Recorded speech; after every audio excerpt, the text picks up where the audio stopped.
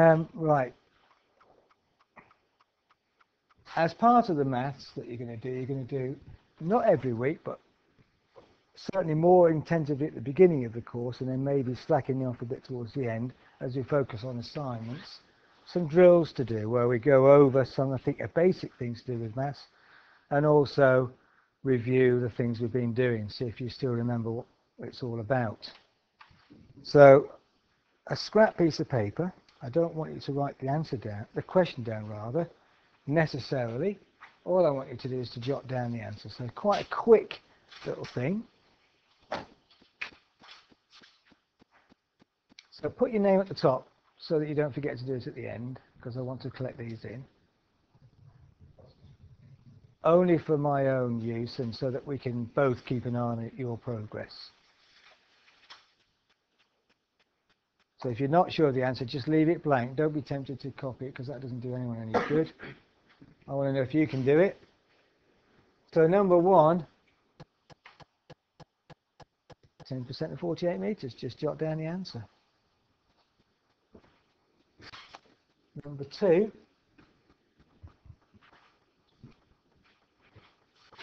What's going on? Number 2. That's better. 3/4 of £8.20.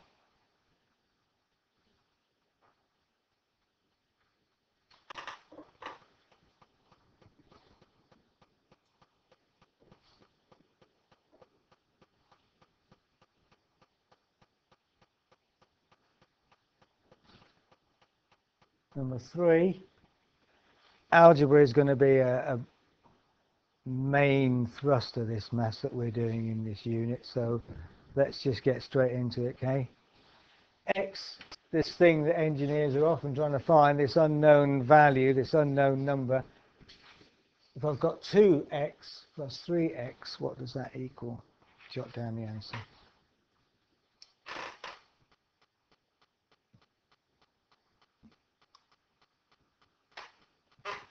Again, x, this x thing, 2 times 3x, which could be written as that, 2 times 3x, or sometimes we use a little dot to represent times, 2 times 3x. Sometimes we put the 3x in brackets, so that too means 2 times 3x. But what's the answer?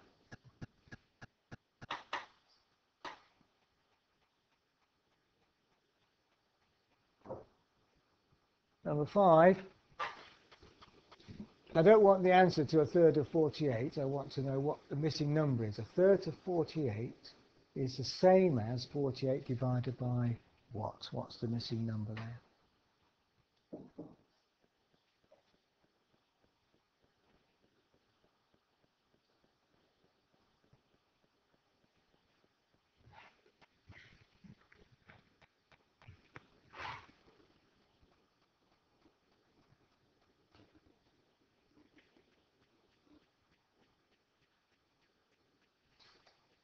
Number 6. There's a formula. Some of you may be familiar with that formula. If I told you what I was 12 amps and R was 24 ohms, could you find V using that formula? Yeah.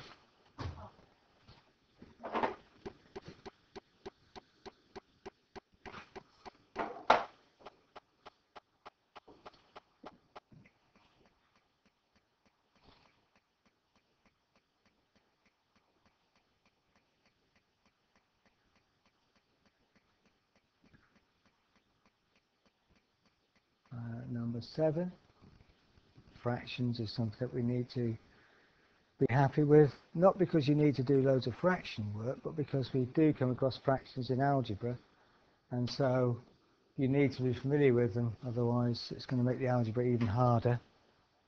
1/2 plus 3/4.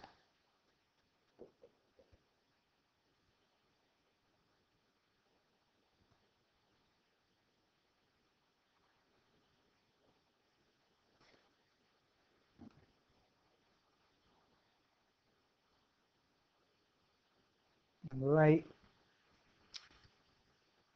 estimation is a skill. Estimate the mass of a small car like a Mini.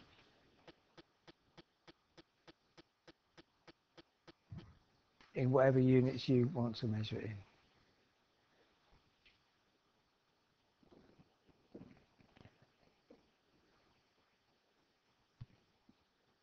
Number 9. 3 of these give the same answer. One of them doesn't, so which is the odd one out?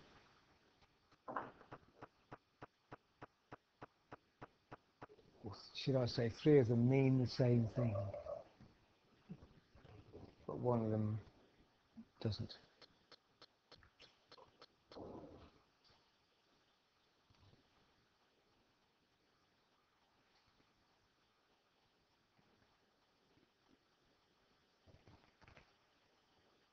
And number 10, how many questions in the previous 9 do you think you got right?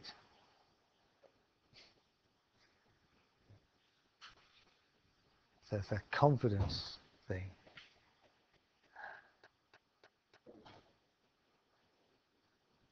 Okay, I'm not going to collect these and mark them. What I'm going to do is we're going to go through them now and have a look at them, and you can self-mark.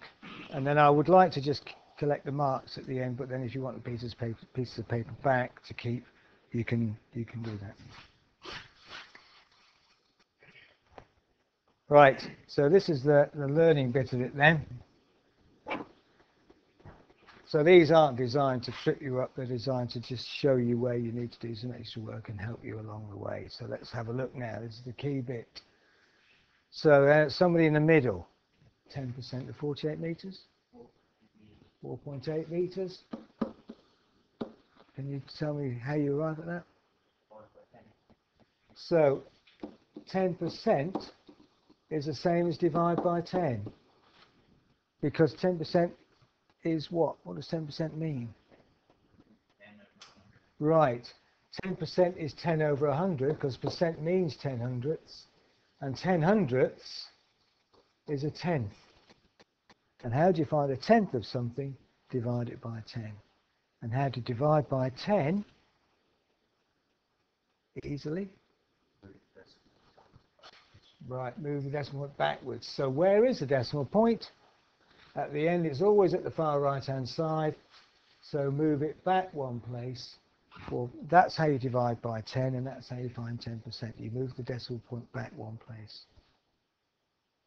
10% is the same as a tenth.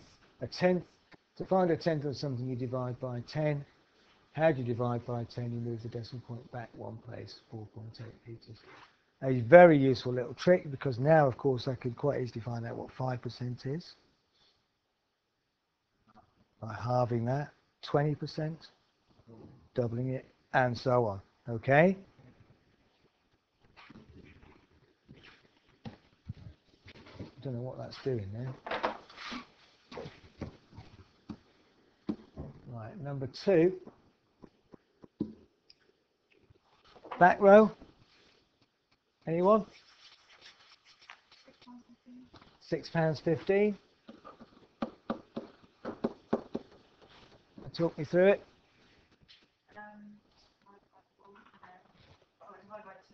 Yeah. Right. Half of £8.20, £4.10. Half of £4.10, £2.05, and then add them together to get £6.15. Yes. A good way of finding a quarter of something is to half it and half again. Remember that, okay? This relies on you understanding that this means that the bottom number means what I'm dividing it up into, which is quarters. And then once I've done that, to arrive at the £2.05, I now need 3 of those, 3 quarters. So 3 lots of £2.05 is another way of looking at that, isn't it? Which would again be £6.15. Yeah. Number 3, ooh, algebra, front row. 5x, y. So what does What does 2x mean to you then, Elliot? Yeah. Doesn't it? Whatever x is, it means 2 of them. X plus x, 2 of them. X, 2x means 2 lots of x. What is x? It's a number. We just don't know what that number is. So that means 2 of them, x plus x. So what does 3x mean?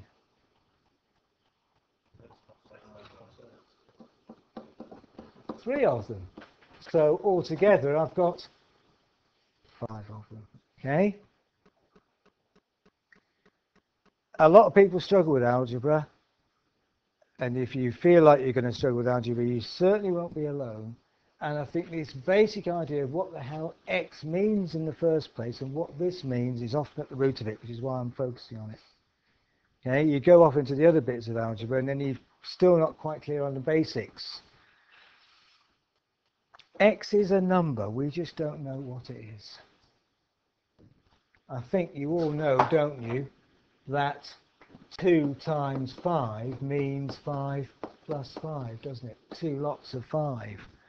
Well, that could just as easily be x, because we don't know, if we didn't know what that was, we'd just call it x. That's the same idea exactly.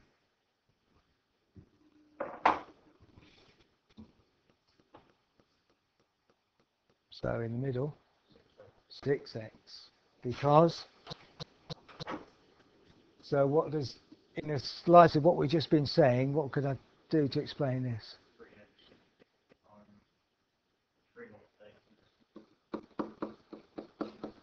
And another 3 lots of x. So I've got 2 lots of 3 lots of x, which is 6 lots of x.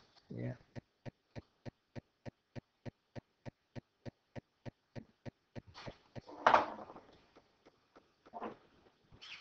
One of these we probably wouldn't use as a way of writing that answer.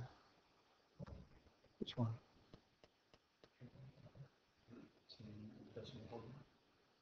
Yeah, no, that is used. I don't like it, but it is used. Certainly not the top one. Because?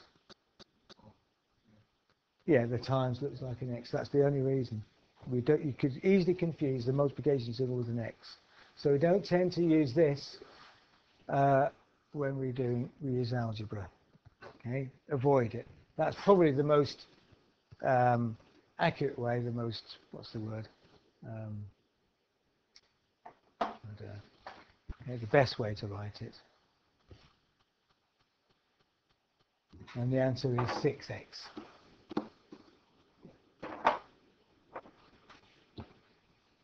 Third of 48. Somebody on the back row has not said anything yet. Third of 48 is the same as 48 divided by 3. How do I find a third of something? I divide it by 3. I divide it into 3 bits. How do I find a tenth of something? Going back to here, I divide it by 10. Finding a tenth is the same as dividing by 10. Finding a third is the same as dividing by 3. Why the heck am I looking at this? Because, look at this. X again, divided by 3, is the same as a third of x. That is that statement written algebraically. X over 3 means x divided by 3, and that's equivalent to, notice the 3 lines, a third of x.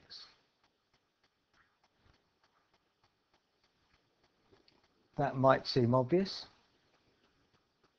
but when you're doing more complicated algebraic expressions, which we will be looking at, like x plus 4 all squared, for example, divided by 3, I could easily write that as what?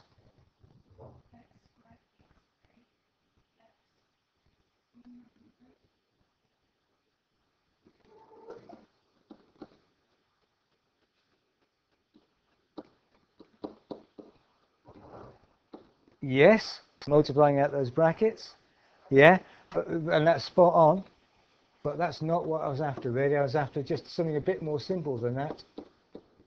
Instead of writing it as over 3, I could write it as, well, that's what that is. A third of it, yeah. A third of x plus 4 all squared. So x plus 4 squared over 3 is the same as a third of it. And that's because of this, which is because of that. And sometimes you might find it's handy to recognize that those two things, ways of saying it, are the same. We're going down the road a little bit now, but I'm just trying to get you on the path.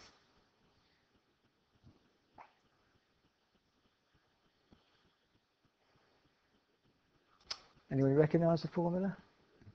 Ohm's law. Yeah. So this is Ohm's law. V equals IR.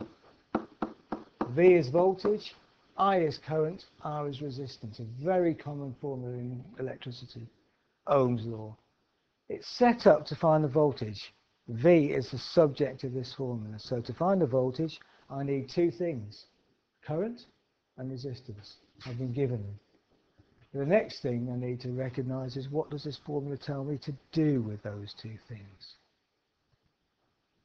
Times them. No symbol between the letters always means multiply, because remember, we don't use the multiplication symbol. So if you see that formula and you see two letters side by side, that means you multiply them together, always.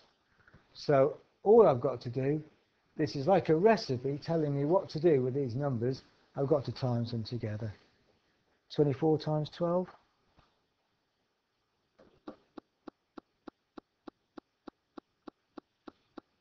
24 times 10. Plus another 2 lots of 24 is 48, gives 288.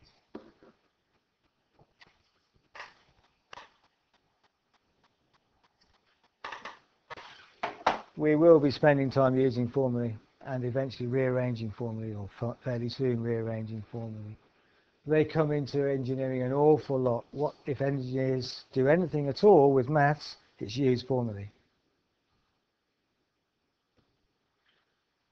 Half plus 3/4. Where am I? Front, is it now? Somebody on the front row. Half plus 3/4. 1 1/4. Yep. Can you talk me through it?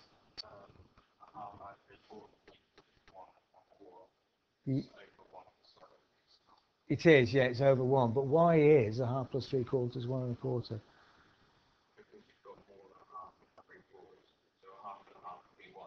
Yeah. Oh, I see. So you sort of thought to yourself that that's made up of a half and a quarter. So that's like 2 halves make a whole, and the extra quarter, yeah. Another way of thinking about it is that actually that's the same as 2/4. A half is 2/4 plus 3/4. I can only add things if they're the same. So long as that number called the denominator is the same, I can add the top numbers to get 3 plus 2 is 5/4. And 5/4 is 4/4 is a whole 1 plus 1 more makes 1 1/4. That's the key. To be able to add fractions, the bottom number needs to be the same, and it makes no difference when it comes to algebraic expressions. To be able to add fractions algebraically, the bottom number has to be the same. I mean, I've said this to the other group, I'm sure. The classic example is if I wanted to add not two of these, but £2 plus $3, I'd need to know the conversion rate before I could add them. I'd have to either convert the dollars to pounds or the pounds to dollars, wouldn't I, before I could add them. Exactly the same with fractions. That's got to be the same. You can only add things that are the same.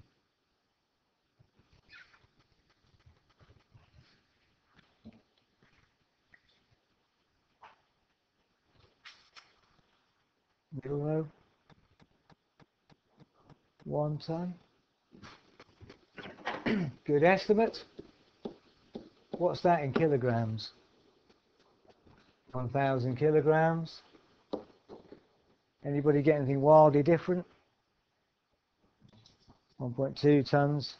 I think the new Mini is just about 1.1-ish, 1.2 tons. The old Mini is just less than tons, about 900 kilograms-ish, 890 I think, if I remember rightly.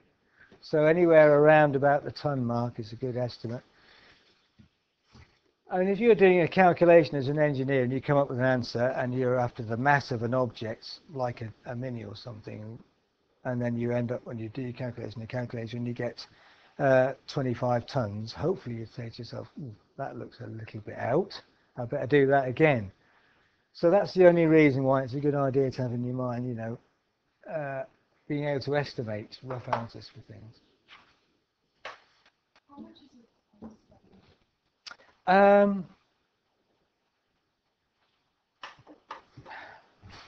Right. 2.2 pounds, I know, is 1 kilogram. You want to know what stones is in a ton, do you? So 1,000 of them, so that's 2,200 pounds, is 1 ton. And there's 14 pounds in a stone. So if you divide that by 14, you've got a calculator.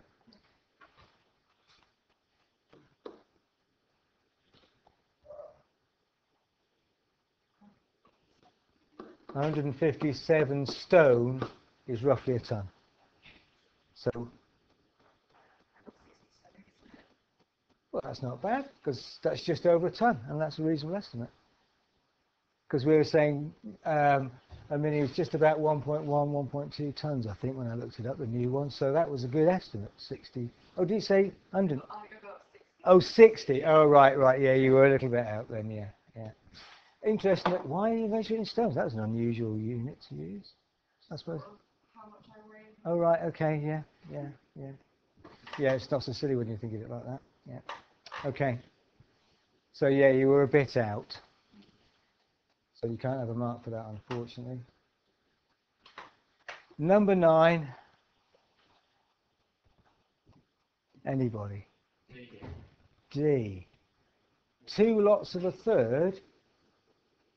What's 2 lots of a third? 2/3. Isn't that 2/3? 2 divided by 3, isn't that the same as that? So it's not D, no. Sorry? It's B. Yeah, it's B. Care to explain why that's wrong? Oh, right, okay. Yeah. It is. Yeah, if I wanted to work out what this was as a decimal on a calculator, I'd do 2 divided by 3. Do you want to do that now on your calculator?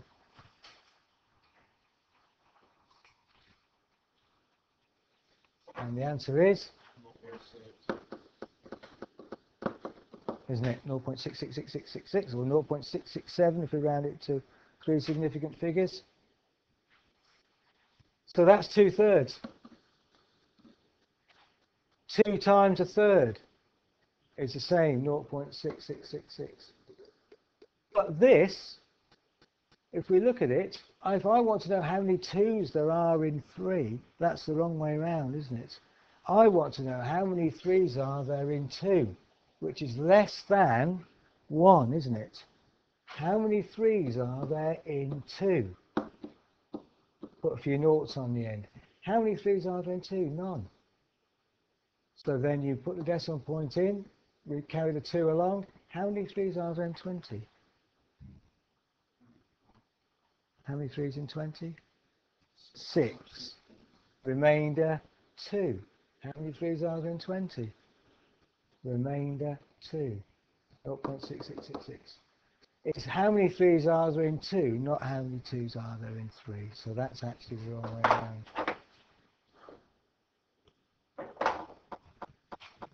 So if you're stuck without a calculator and you want to convert a fraction to a decimal, that's what you do. Divide the bottom number into the top number. Okay, add up your score. It's out of 9. Put that down somewhere so I can easily see what your score was. Make sure your name's on it. compare that score with what you thought you were going to get. Make sure your name's on it.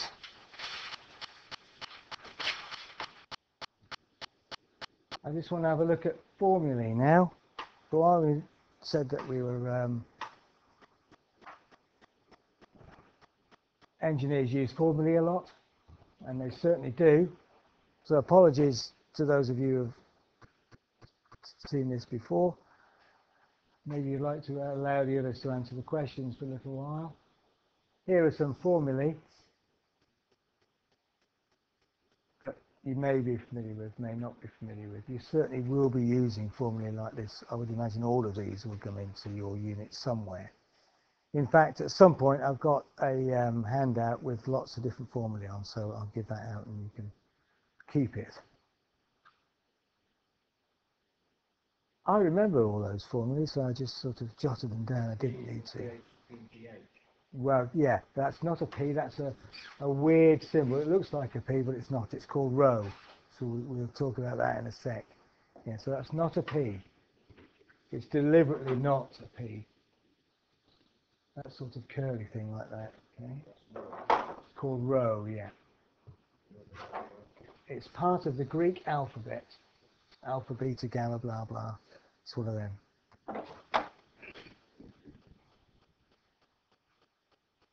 And given time, I would imagine actually that those 6 formulae you will know by the end of this year. Okay, because you use them that much. And you'll know those formulae off by heart.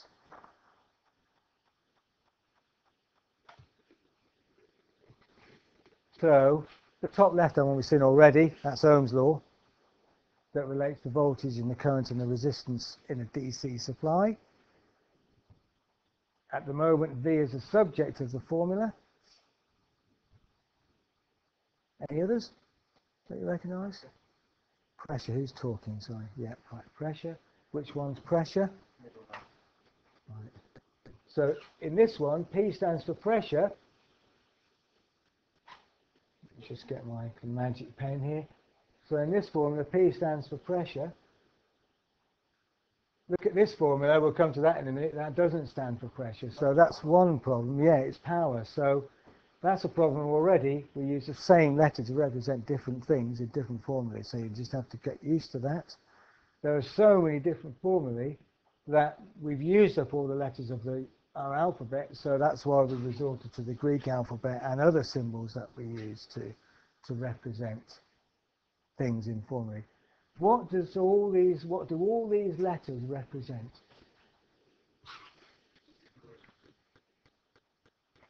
Numbers. They all represent numbers. Okay? This does not represent pressure, it represents a value for pressure, a number. This does not represent a resistor, it represents the value of that particular resistor we're calling R1. All of these are numbers, and that's worth bearing in mind. Okay? So if I want to use this formula that we've talked about to find P, which is the pressure, I need to know these other 3 values. And if I know those 3 values, I can work out what the pressure is. If I want to use this formula, does anybody know what this is to do with? Velocity, right, is, well done. Velocity is displacement over time. We use S to represent displacement because D is used for distance in those sorts of formulae. So S for displacement, which is a vector equivalent of distance. More on that when you do equations of motion. You won't do them with me, but you will certainly will in mechanics. So there's a very familiar formula. Velocity is distance over time, or velocity is displacement over time. To find the velocity, I need the displacement and the time. What do I do with those numbers? Divide them. That means divide the displacement by the time over time. And so on. What's unusual about this formula?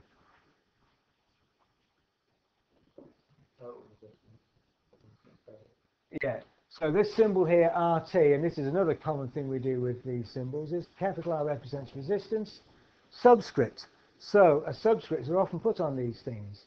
RT for the total resistance, R1 for the first resistor. So we've got two resistors, R1 and R2, and this is a way of finding the total value of those resistors when connected in parallel. Yeah, that's for parallel resistors.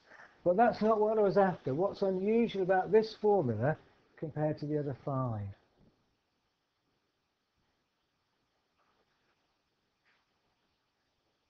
Look at the subjects of these formulas. What's the subject of this formula? You are, yeah. And that's a common source of error using this formula. The subject of this formula is V, the voltage. The subject of this formula is the pressure. So if I do that, I get the pressure. The subject of this formula is RT.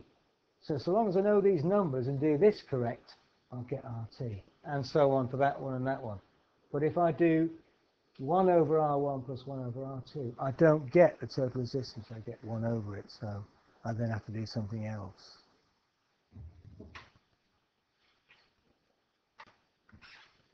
This one? So electricity? Power is voltage and current. And what do I do with them? Times them. So to get the power, I multiply the voltage by the current. That's a little recipe, a formula for finding the power in an electric circuit. This formula and this formula are actually the same. Because this is awkward, then we can actually use the rules of algebra to rearrange this formula and end up with this one. So we can rearrange this formula and end up with that one. Now, those of you who are feeling comfortable with your algebra and would like to have a go at this, try it. Okay, at some point we'll probably do it as a group, but for now, we've already touched on what you need to know to be able to do it. If I want to add fractions, what must be true about the denominator? Must be the same. So I can't add those because they're not the same.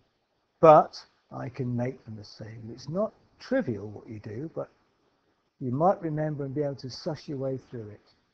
To be able to add them together, I need to make them the same, and then I can get that formula to look like that.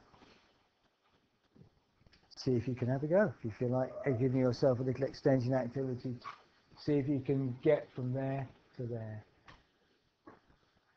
What I want to focus on now, though, is using formulae. Okay, so let's not worry about rearranging them quite yet. Let's look at using them. Now you're going to need your calculator. What I want you to do is just to calculate the pressure using that formula given these values. And I'm just going to pause it for a minute while you do that. So, solution.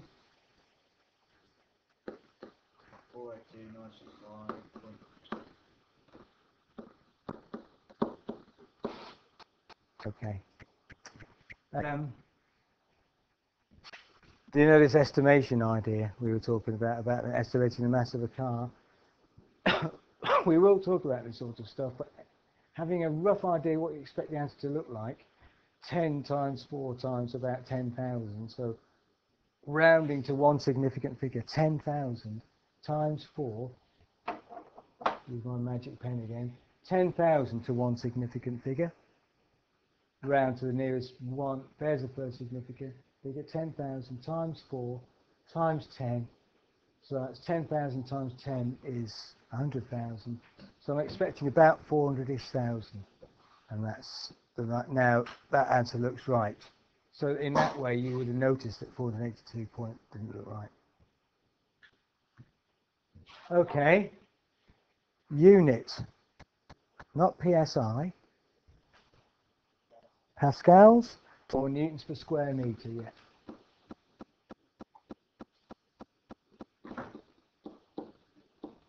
You weren't expected to know that. You did, okay? Pascals, newtons per square meter.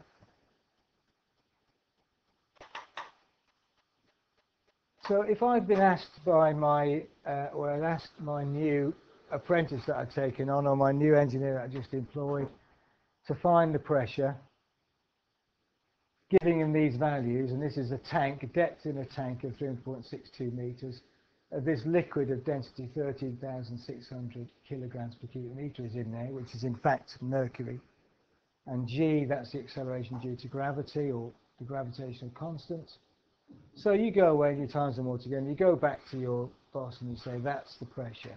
He's going to look at that and think, that's not a great answer. That shows me some lack of understanding of the calculation here. I know some of you who've been before will know what's coming next, but anyone else? What's the problem with this?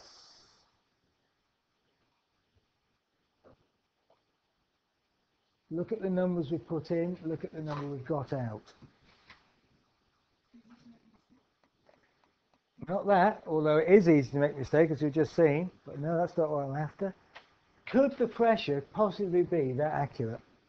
No, you would round up. You would round it, yes. Because yeah, pressure goes with the spirit, so you would round that number up. Yeah. Round up to 4 9. Yeah, well, we need to talk about that issue of where do you round it, but certainly wouldn't leave it like that.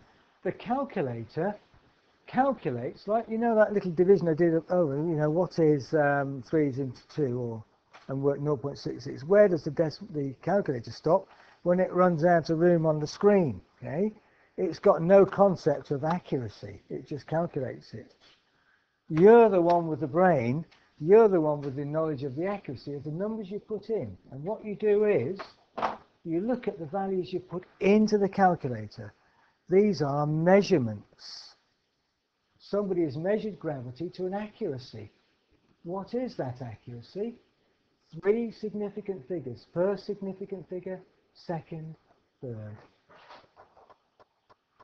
Then he's measured the height to the nearest centimetre. 1, 2, 3 significant figures. 3 measured values. How many significant figures in the density? Good. Not 5. The zeros are not significant. They're just there to make sure the 1, the 3 and the 6 are in the right column.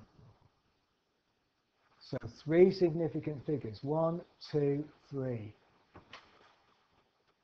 Somebody's measured to that accuracy. Imagine the instrument required to measure the depth of the liquid. Okay? How can my answer possibly be more accurate than the numbers I put in? It can't be. So you round. Where do you round to? What's an appropriate number of significant figures? Right, yeah, because we've got 3 in there, so 3 in the answer. Exactly right. Okay? I round it to 4, 8, 3. 3 significant figures. But what else must go at the end? No? Yeah, it's got to be in that, still in the same column, so I've got to put the 3 noughts on to hold that in 100,000s column. And then I put the unit, pascals, and then I indicate that I've rounded it. So I put, it's just been rounded to 3 significant figures. This is not an exact answer, it's a rounded answer.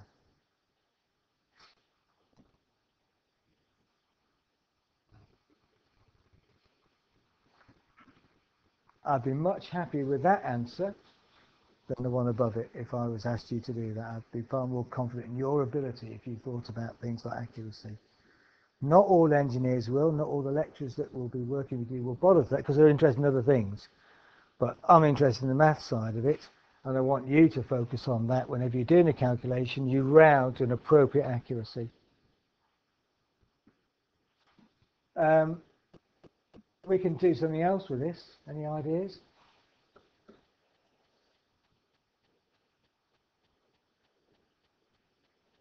It's quite a big number, 483,000, so I might use a different unit.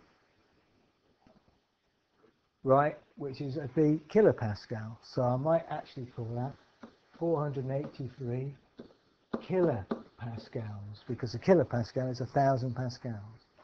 So 3 significant figures. That is a much more acceptable answer than 482,965.92 pascals.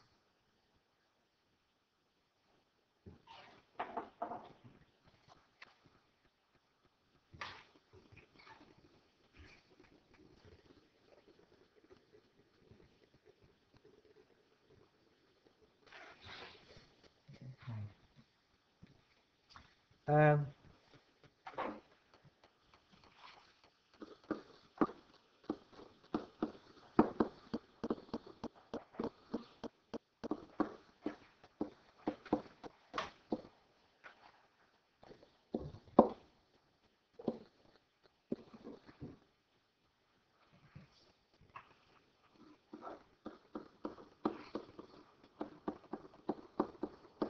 right, I connect those two resistors in parallel, and I want to find the total resistance. Which formula are we going to use? Anybody remember it?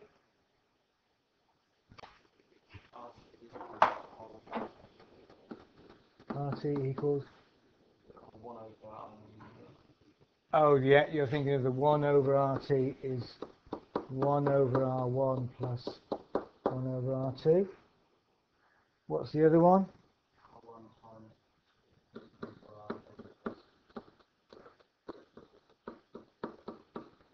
Let's look at that one first, because that's much easier to use, because RT is directly the subject of the formula. We will come to this one.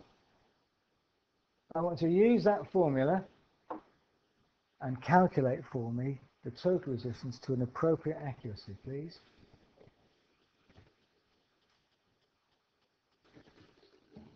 Because what I want to do is to talk about how we can do this in one hit on the calculator. So, okay, you don't write any intermediate steps down if you can help it with a calculator. It's because you hold all the accuracy, and the calculator is designed to allow you to do quite complex calculations in one hit, and then just gives you one answer at the end. So it's held all the accuracy, and then you just consider afterwards what significance you give it, okay, which depends on the numbers you put in. So for this one, R1 is 13.88 times 126.3 over 13.88 plus 126.3. Now you have on your calculator, if you look at it, a button which is on the top left hand side somewhere, like that. I think it's the bottom one that's shaded, it might be the top one. Fraction button. Which means if you hit that, you get something that looks like this appear on the screen with a flashing cursor at the top, and you can use the scroll buttons to flash top or bottom.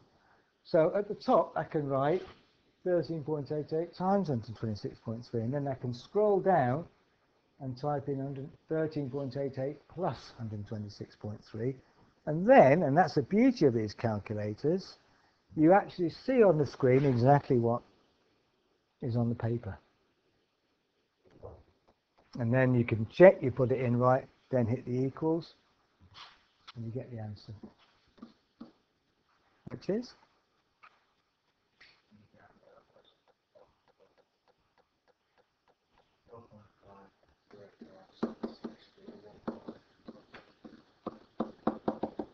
okay. But now you're going to round that for me, aren't you, to an appropriate accuracy. What's an appropriate accuracy? 4 significant figures. So round it to 4 significant figures for me. 12.525. Right. Here's an issue. First significant figure, second measured, third measured. That is measured. Any zeros in the middle is measured, because that the one that comes after it is measured, so must that be. So first, second, third, fourth, fifth. So fourth significant figure cuts it there. So because that's a 5, this goes up to 1.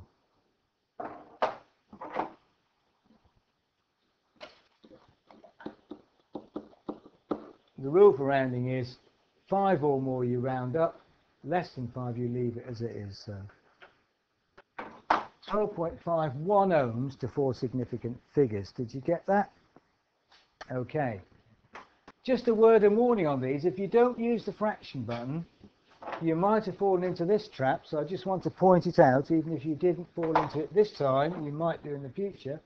If I look at this calculation and I type in 13.88 multiplied by 126.3 divided by 13.8 plus 126.3, I'm going to get a wrong answer.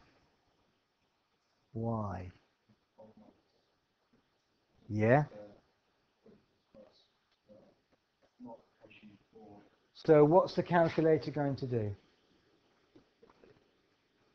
It's going to do that times that, isn't it? Then it's going to divide that by that, and then to that answer it's going to add that. That's not what we want.